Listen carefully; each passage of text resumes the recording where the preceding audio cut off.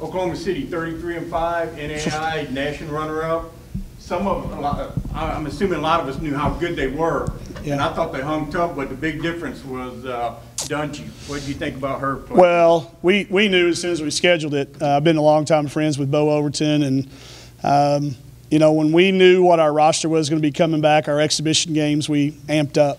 You know, took a ranked Pitt State team who we all know went up and beat Kansas after the other night's game, and this team, after they play here, they're going to Texas A&M and Oklahoma. So he's not scared. He's playing folks. So we knew what we were getting into. We knew we had our hands full, and it's exactly what we needed to get exposed to a team that's got SEC size. That team's got SEC size. They've got experience.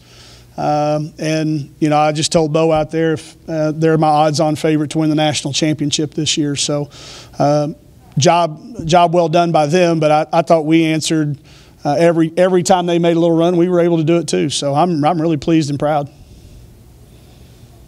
Let me ask you about came out this morning, number 22, yeah. Press top. What's your reaction to that?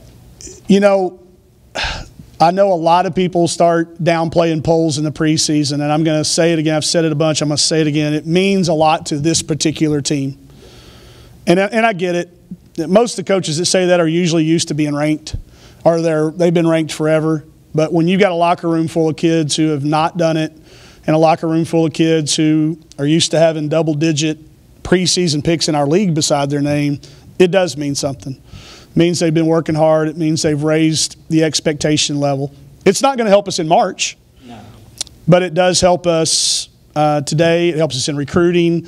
And I think it's something we have to celebrate, and I'm never, ever going to downplay it in this particular situation.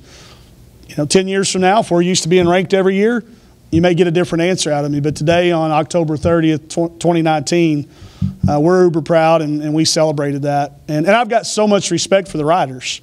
I talked to Doug Feinberg last night, and coming from them, those are the, you know, when you see his name beside it, and you know Mel Greenberg, who started the poll, you know that those people that had the votes in it, it means so much to me that that particular group of people did their research to figure out that maybe we've got a chance to have a good year. Thank you. Coach Neighbors, Porter Hayes with yeah. Sports and Culture. You know, Chelsea was up here earlier, and she said that finally getting recognized for being ranked after their hard work last year. I mean, so what does that mean to you as a coach, that they're taking that as like a chip on the shoulder, like we still have a lot to prove, and yep. Not using that as, you know, they're using it as fuel? That they have awareness. You know, I tell them all the time, that's the one thing, if I could gift a kid, would be awareness, self-awareness. And they know what it means. And it is fuel. It's recognition, but it's not the finishing point. It's where we're starting. And for a kid like that, you know, she came here when there wasn't any reason for her to come. I mean, that's just point blank. She was being sold a vision on a piece of paper, a piece of literally blueprint paper. We pull out blueprint paper like we're architects, which if anybody's seen my resume or my GPA, they know I'm not going to be an architect. But we put that, you know, we put that blueprint out and said, if you come here with who we have coming back, this is potential. And when that starts happening, that just feeds in, and it gives her confidence to shoot an incredibly hard step-back three off of a not-so-good pass in the corner when we really needed it.